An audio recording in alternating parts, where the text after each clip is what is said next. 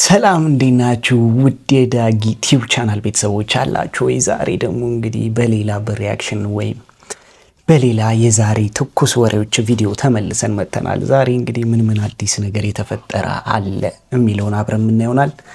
ዛሬ ከተፈጠሩ እንግዲህ ነገሮች መካከል አሳዛኝ የሆነ ዜና ይገኝበታል። የኢቢኤስ ቴሌቪዥን መስራችና ዋና ስራ አስፈጻሚ አቶ አማን ፍስሐ ጽዮን ከዚህ ዓለም በሞት ተለይቷል። ይህ እንግዲህ ዛሬ ወደ ጠዋት አካባቢ የተሰማ ዜና ነው። እስቲ ትንሽ መረጃውን ላንብብላችሁ።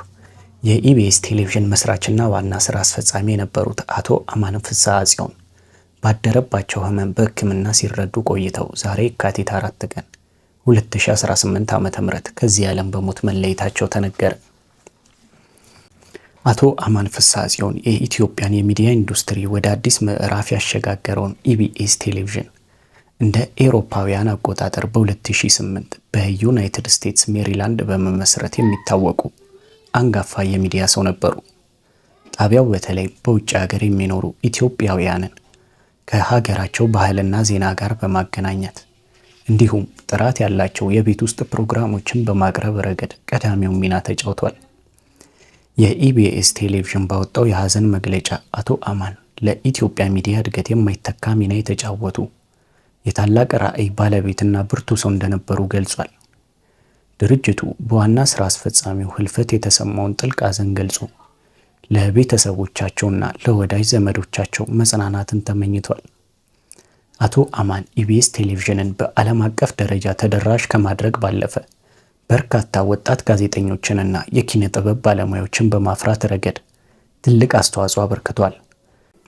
ዘመናዊ የብሮድካስት ቴክኖሎጂን ወደ ኢትዮጵያ ሚዲያ በማስተዋወቅም የሚዲያውን ዘርፍ ከፍ ለማድረግ ከፍተኛ ጥረት ሲያደርጉ የቆዩ ታላቅ ስራ ፈጣሪ ነበሩ። እንግዲህ ለመላው ቤተሰቦቻቸው እንዲሁም ለወዳጆቻቸው መጽናናትን እንመኛለን። ነፍሳቸውን በመንግስተ ሰማያት ያኖርልን። ወደ ቀጣይ መረጃ ደግሞ እናልፋለን። ሌላው ደግሞ የዛሬ እንግዲህ እያነጋገረ የነበረው መረጃ እንግዲህ ኢትዮጵያ ውስጥ የኑሮ ውድነት ጣሪያ ነክቷል። 5 ብር እና 10 ብር ወረቀት እየሆኑ ነው የሚለው መረጃ አንዱ ተጠቃሹ ነው። እስቲ ስለ 5 ብር እና ስለ 10 ብር አንድ ኢኮኖሚስት የጻፉትን ጽሁፍ እናንብብ። በኢትዮጵያ የ5 እና የ10 ብር ኖቶች ከገበያ እየጠፉ መምጣታቸው ተራ የቴክኒክ ችግር ሳይሆን በኢኮኖሚው የታችኛው እርከን ላይ የሚገኘው ማህበረሰብ የገንዘብ አቅም መፈራረሱን የሚያሳይ ቀይ ማስጠንቀቂያ መሆኑን ታዋቂው ኢኮኖሚስት ክቡር ገና ገለጹ። ኢኮኖሚስቱ ይህን ሙሉ እናንብቦና የኔን ሀሳብ የእናንተን ሀሳብ ደግሞ አንድ ላይ እንወያይበታለን። ኢኮኖሚስቱ ይህንን አስተያየት የሰጡት የትናንሽ የገንዘብ ኖቶች መጥፋት ትርጉም ምን እንደሆነ ጋዜጠኞች ላቀረቡላቸው ጥያቄ በሰጡት ምላሽ ነው። እንደ ክቡር ገና ትንታኔ የገንዘብ ኖቶች በአጋጣሚ አይጠፉም። ይልቁንም በዋጋ ንረት ግፊት ከዕለት ተዕለት ህይወት ይገፋሉ። የሸቀጦች ዋጋ ከሰው ገቢ በበለጠ ፍጥነት ሲያድግ ትናንሽ ኖቶች ትርጉም ያለው ነገር መግዛት ያቆማሉ። ኖቶቹን ማንም አያገዳቸውም። ኖቶቹን ማንም ግድ አይሰጣቸውም። ማንም መግለጫ ያወጣባቸውም። ነገር ግን በቀላል ሁኔታ ዝውውራቸው ይቆማል ያሉት ክቡር ገና ይህ ሁኔታ ኢንፍሌሽን ለአይን እንዲታይ የሚያደርግበት መንገድ እንደሆነ ገልጿል። በዚህም ምክንያት ሻጮቹ ዋጋን ወደ ላይ ይጠቀልላሉ፣ ገዢዎችን መልስ አይጠብቁም። ይህ ደግሞ በድሆች ትከሻ ላይ የሚጫን ማንም ያልመረጠውና ማንም የማያመልጠው ስውር ግብር ነው ብለውታል። የትንሽ ገንዘቦች መጥፋት ከኢኮኖሚ ባለፈ ማህበራዊ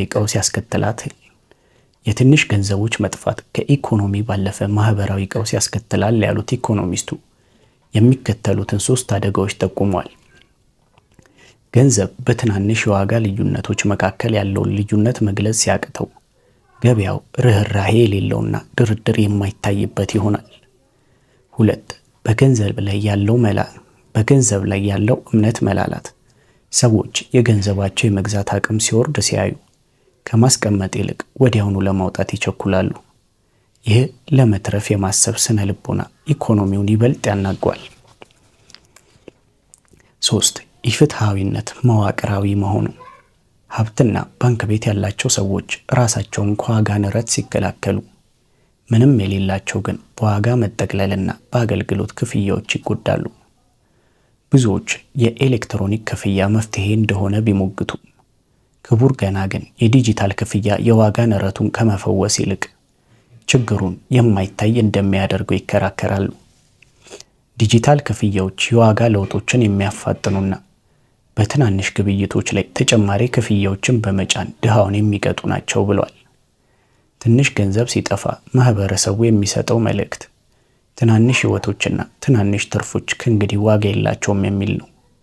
ይህ ደግሞ የኢኮኖሚ ውድቀት ብቻ ሳይሆን የሞራል ውድቀትም ጭምር ነው ሲሉ ክቡር ገና አስጠንቅቋል። መንግስትና የፖሊሲ አውጪዎች የሚከተሉትን እርምጃዎች እንዲወስዱ አሳስበዋል። የዋጋ ንረትን በንግግር ሳይሆን በእውነት መጋፈጥ፣ የታችኛውን ማህበረሰብ ገቢ ከዋጋ ንረት ጋር እንዲመጣጠን ማድረግ፣ የዲጂታል ክፍያ ስርዓት ትናንሽ ግብይቶችን የሚከላከል እንጂ የማይቀጣ እንዲሆን ማድረግ።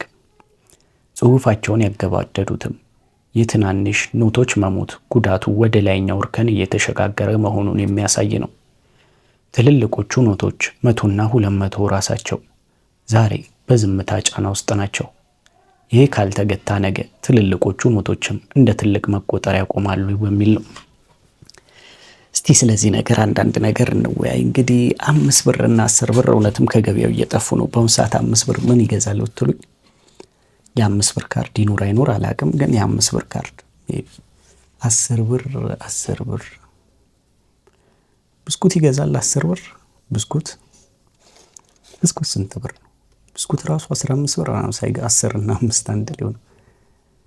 አረ ግን እየቆስ ነው። ወደፊት አሁን በዚህ አያያዙ እንዴት ይሆናል መሰላችሁ? የ500 ብር ድፍን ኖት ይታተማል፣ የ1000 ብር ድፍን ኖት ይታተማል።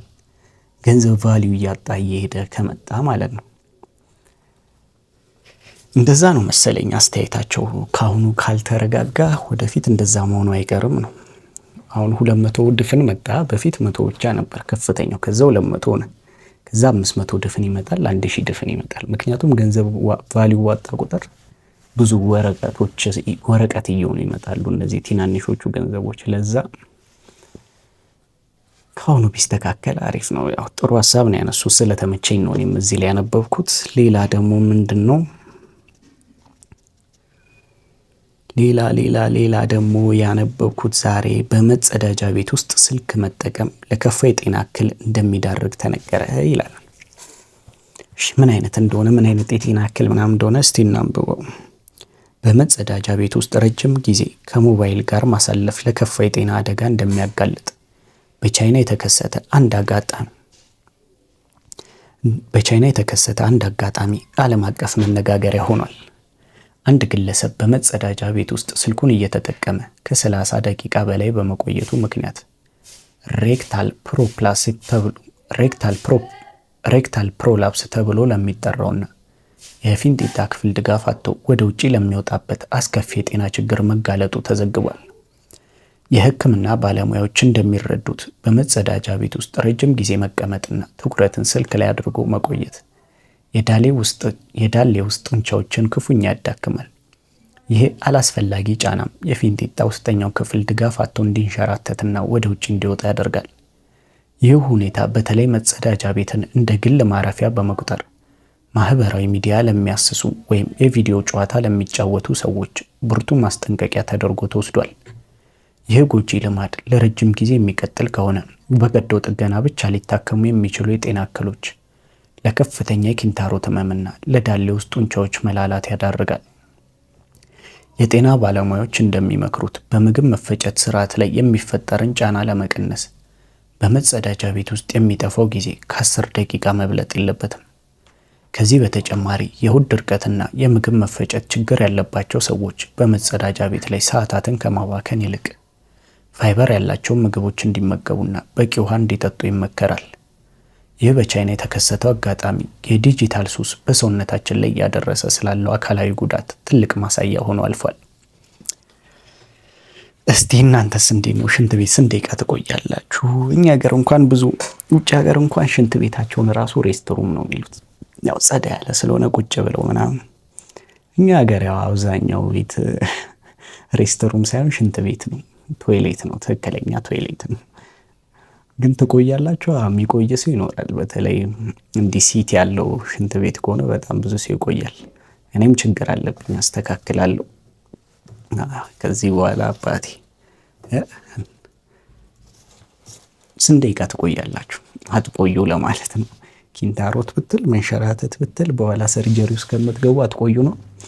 እኔን የሚያቆየኝ ቲክቶክ ነው። ቲክቶክ ከባድ ነው። ማርያም ቁጭልና ቲክቶክ 5 ደቂቃ ብዬ ቁጭላለሁ። እዛው ጊዜ እገላለሁ። እዛ መፍትሄው ምንድነው? ሽንት ቤት ስንገባ ስልክን ውጭ አስቀምጠ መግባት ነው ከዚህ በኋላ ያለብህ ማለት ነው። መፍትሄው እሱ ይመስለኛል።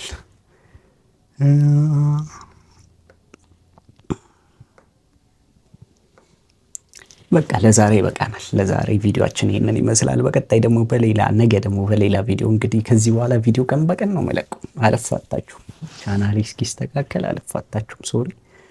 በቀጣይ ደግሞ በሌላ ቪዲዮ እስከምንገናኝ ደህና ሁኑ። ሰብስክራይብ ማድረግ እንዳይረሳ፣ እንዲሁም ቪዲዮአችንን ላይክ አድርጉ። ላይክ ወፍ ላይክ